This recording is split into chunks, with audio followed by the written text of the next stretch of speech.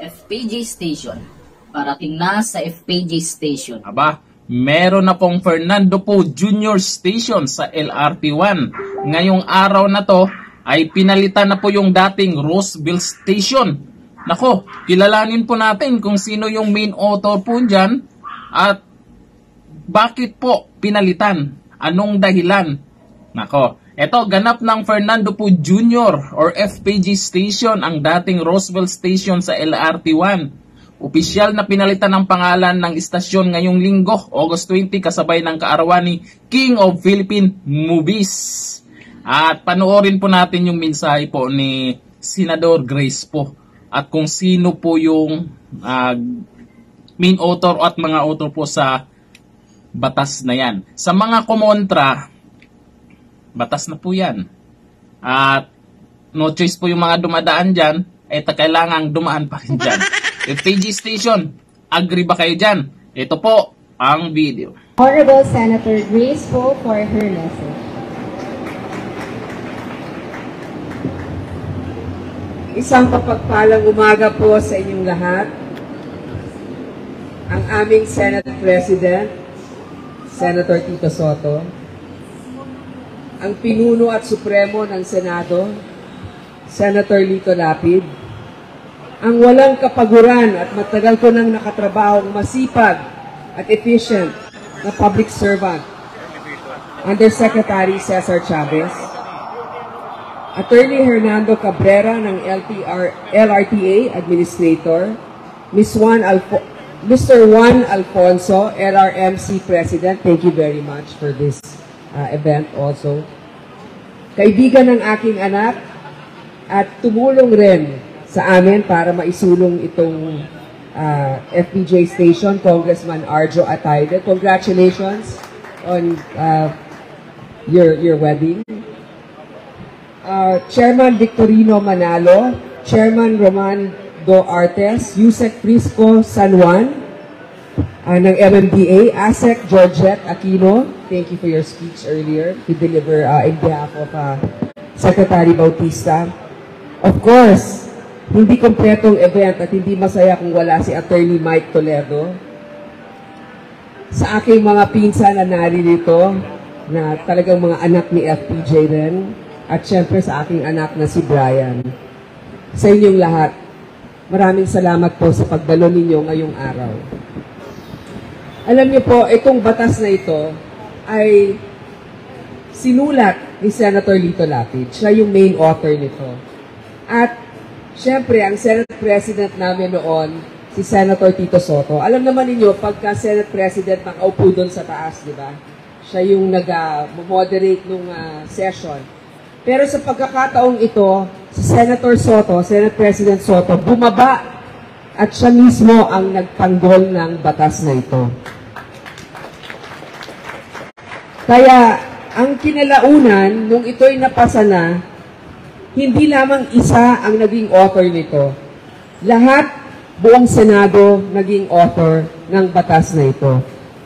Ako lang hindi.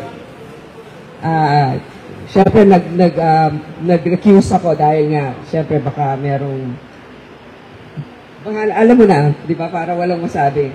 So ngayon, nais ko rin pasalamatan ang mga doon naman sa Congress na nagbungkahi nitong batas na ito.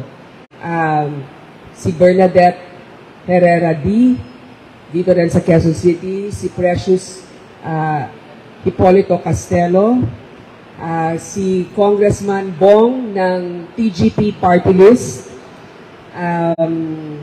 at saka si former Congressman Reyes ng Quezon City. Nais kong pasalamatan ang konseho ng Quezon City na pinungunahan ng ating Vice Mayor, Gian Soto, at ang kanyang mayor, siyempre, si Mayor Joy Belmonte. So sa lahat ng gumawa nitong batas na ito, alam niyo po, nakikita ko sa mga mata ni Coco kanina nung nagsasalita siya na medyo talagang touching mga yak-yak. Hindi niyo alam kung gaano kahirap mag-produce ng pelikula o kaya television show. Ang utak mo kahit tulog ka, gumagana pa rin. Anong susunod na storya? Lalong-lalo na kung ikaw rin ang nagsusulat. At ang mga artista, sa ating lipunan, ngayon na lang kinikilala ang kontribusyon. Noon, ang tingin, artista ka lang. Ngayon, meron na tayong train stop. At hindi lang si FPJ magiging huli. Malay nyo, sa susunod, iba naman sa ating industriya. Dahil si FPJ ang naging simbolo ng ating mga mamamayan. Pulis ka man, guro, estudyante, manggagawa, lahat tayo, araw-araw, ay nagsisipag at kumakayod para bigyan ng magandang kinabukasan ng ating mga anak. At kalbaryo ang transportasyon sa ating bayan. Mabuti na lang may LRT. Pero ito'y pasasalamat sa inyo at isang hamon rin na pagbutihan ang inyong serbisyo. Para sa kinabukasan, hindi lamang mga manggagawa ang gagamit nito. Lahat, dayuhan, mga nagtatrabaho sa malalaking mga gusali, lahat ay magkakaroon ng konbinyente at ligtas na transport.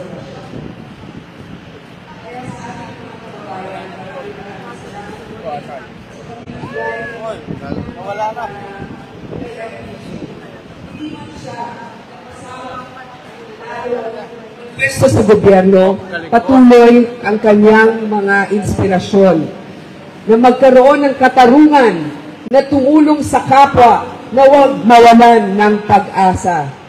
Alam mo, Coco, hindi lang ako naging lalaki. Pero dahil ikaw talaga yon, salamat sa pagbuhay ng kanyang mga pelikula, sa paggawa ng mga obra na nakikita ng mga kabataan ngayon.